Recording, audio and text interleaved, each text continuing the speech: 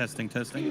First of all, I'd like to commend Quinn and the rest of the 8 team for putting on an amazing event. Being on the other side of event planning with DevConnect, DevCon, I know it's not easy with lots of technical issues and so forth that goes into something like this. So it's amazing to see. And then secondly, I'd like to commend everyone that's in this room for coming through, because when the crypto side of the ecosystem is doom and gloom, it's really good to see builders kind of come into the room and really focus on some of this stuff. So I've been to a lot of events over the past few years, and there's always a small idea or some core focus that comes out of the collaboration that happens at these events, which allows people to really create value for the ecosystem for the future. So really take this opportunity to cross-pollinate, exchange ideas, and really think on a long-term perspective of what we can add to the ecosystem moving forward. And then secondly, I'd like to thank Aya for giving such a great talk about the Ethereum ethos, the concept of subtraction, and the need for building this infinite garden for the Ethereum and the Web3 ecosystem as a whole. So let's face it, we have a problem, and it's this can't someone else do it mental model. We've been kind of burdened with this from the Web2 ecosystem where we're reliant on third parties to kind of run the infrastructure and run the technologies that kind of power the backbones of what we're working on. And as Quinn and Aya aptly mentioned, that places like Vietnam and Asia are ripe for disruption and are focusing on things with adoption that individuals that are working on some of this technology, when it comes to Europe or in America, just don't have the concept of. So you guys have a lot of unique lived experiences. You have unique challenges that really need to be kind of brought forward when we're thinking about how we develop some of these technologies.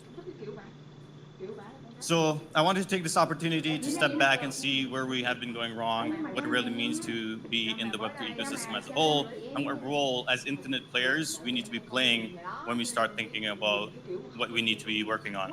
So in order to do that, I wanted to kind of examine this from more of like a, I guess, therapy perspective of what can we do in order to enact change from this room moving forward, whether you're participating as a project in the ecosystem, whether you're a hacker, whether you're a builder. So there's 5 stages of trans-theoretical model change. And the first one is pre-contemplation, which means that there's no intention of changing your behavior. So what that means is that many of us in this room might not be aware of the fact that we have a lot of intrinsic issues when we're developing the ecosystem when it comes to decentralization, censorship resistance, and much more. Then we get to the next stage where we're at contemplation, which means that we're aware of the problem, but there's not much being done in order to change anything. I think where we kind of sit within the ecosystem right now is within contemplation. We talk a lot about on Twitter, there's issues with decentralization, censorship, and so forth, but there's not much action or preparation being done. So what I want to do today is kind of help the individuals that are thinking about creating projects or working on hackathons, etc., to get from the preparation stage to the action stage, which is when you have some intention to create some change, and then you can actually go forward and dedicate your resources to create some change. Once we've actually taken some actions, I think the issue is within the ecosystem that we just don't have the resources or the capacities or the wherewithal to actually create some action, because those resources just don't exist. So that's where the missing gap is. But once that happens, we get to the next stage of maintenance. This is where the sustained change, new behavior replaces the old one. And then we basically go back to relapse. So I think when we're looking at the Web3 ecosystem as a whole, we're at this relapse stage where we've kind of let go of the core values of decentralization in order to focus on mass adoption. And we have to kind of go through this whole loop again to understand where we went wrong and what changes need to happen to make sure that decentralization and the core values of why we're in this room in the first place need to be focused on. So when we talk about decentralization, like within the Ethereum ecosystem, it's kind of touted as the core of Web3. Yet we continue to kind of operate with this worldview and this end user perspective of not having to think about infrastructure services. People don't know why they use, how to use this stuff, how they operate, how secure they are, and what trade-offs they're actually making when they rely on these third parties. So community continues to kind of operate with this Web3 mentality. And it's really interesting to see how people who enter the ecosystem in different areas and different time zones kind of operate differently. So as Kun was talking about within Asia or within the Vietnam ecosystem, a lot of people are focused on gaming or the investing side of things. So as people that have been in the ecosystem for a while, it's our responsibility to kind of make sure that the core values of Web3 when it comes to data sovereignty, censorship resistance, permissionlessness, trustlessness, and all this other core values that we have for Web3 are passed on to these individuals who are just coming into the ecosystem knowing only about investing or only knowing about the gaming, etc., and so forth. So we started the ecosystem with cypherpunks, people that were trying to co-opt the limitations that were happening on them, and that they wanted to create a system that was not censorship, not able to be censored. Then we get to a point where game mechanisms and people, game theorists, individuals kind of come into the ecosystem, start thinking about how we talk about coordination and human coordination problems, so forth. Then individuals come into the ecosystem that are thinking about how we allow for people to have more accessibility to their data, how do they involve or let people control their privacy and so forth. And then eventually investment, NFTs, gaming, and so forth, and the use cases that Aya just kind of highlighted kind of come into the ecosystem. So I was fortunate enough to come into the ecosystem when all I could do was to interface with Ethereum, was to run a node. So I was sold this vision with the Ethereum Mist browser, with the parity browser, and then the vision that Status was kind of pitching around this mobile interface for Ethereum. So I tried installing these things. Some of it worked, some of it didn't work. But now this is back in 2015, 2016, 2017. We're in 2022, and yet we still don't have anything that is usable or interactable with the blockchain in this capacity.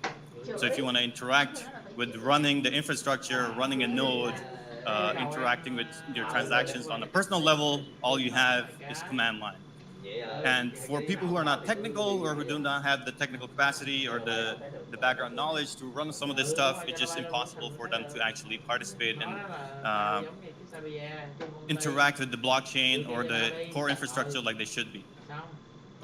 And we've learned time and time again that users give up their liberties for convenience, whether it's Web 2, with people giving up all their privacy and data rights to these large organizations just for the accessibility, for the network effects, or the ease of use when they're using their messaging services and so forth. When it comes to Web 3, we're giving up all our rights when it comes to wallets, when it comes to staking, et cetera, and so forth. So we need to make sure that there's a lot of focus happening when it comes to user experience, user design, et cetera, to make it easier for people to not have to revert to someone else taking responsibility for running this infrastructure or actually allowing you to have ownership or data rights to what you are interfacing with. So as I mentioned, we talk a lot about decentralization, but unless you actually run an Ethereum node, you're trusting a third party to provide you access to the blockchain. So you're not really truly participating in a P2P network or propagating your own transactions on the network yourself, because you're relying on third parties like MetaMask, Infura, Etherscan, and other inherent third parties that you're placing your trust in. So when it comes to key ownership, you've seen time and time again issues with centralized exchanges and people getting rug pulled, whether it's FTX, whether it's other issues, but yet people still leave their keys on centralized exchanges. When it comes to node infrastructure, most of the node infrastructure for Ethereum is actually running on Amazon, AWS, or cloud services, which is instinctively the thing that we were trying to combat. When it comes to data availability, we're relying on Infura. When it comes to staking, we're looking at staking pools, centralized exchanges, etc. When it comes to network diversity, Geth is 80% of the network. That's a huge issue for the security of the network. We had issues with Prism, but the community did a lot of great work, and now the consensus clients are in a better place. When it comes to dApps, we're relying on things like OpenSea, which are quite centralized and so forth. So we say we're working on a decentralized ecosystem, but we really need to step back and see where did we start going wrong when it came to making these small decisions that compound time and time again and lead us to a direction that we might be truly going off the rails when it comes to decentralization for the future and the projects that come afterwards. So this is just a graph that kind of shows the node participation. As you can see, there's a huge gap when it comes to Africa, South Asia, and Southeast Asia. There's some activity happening in Southeast Asia. And then similarly, this is the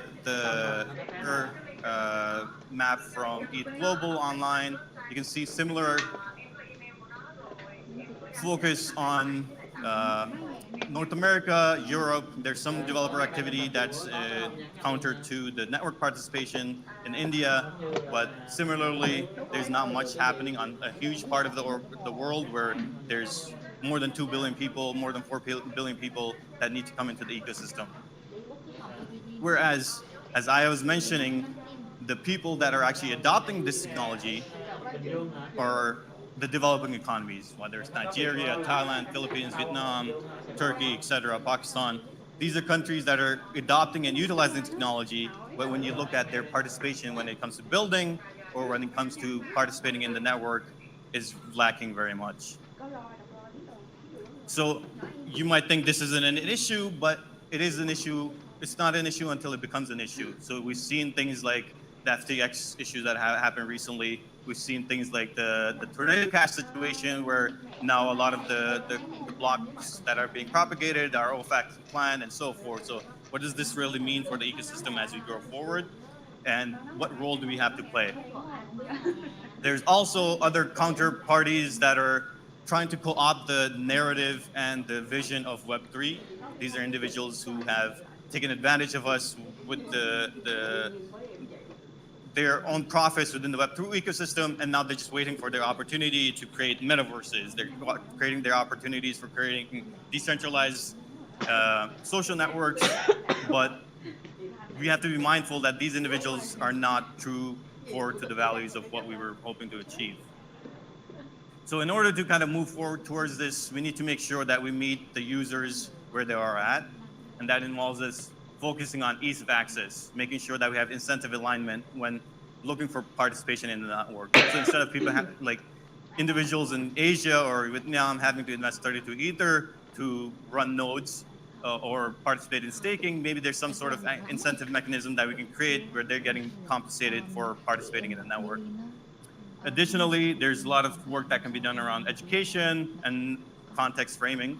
So be sure to check out the great resources that have been created by Ethereum.org when it comes to running nodes and infrastructure. I think this is a huge issue in the ecosystem that we really need to be paying more attention to, especially in these areas such as Asia. So run out of time, but if you have any questions around participating in the network or how we can think about making sure that diversity and decentralization is core to the ecosystem, please feel free to reach out and make sure that over the next few days you focus on how can we get more people thinking about preparation and action to move towards back to decentralization in the ecosystem. Thank you very much.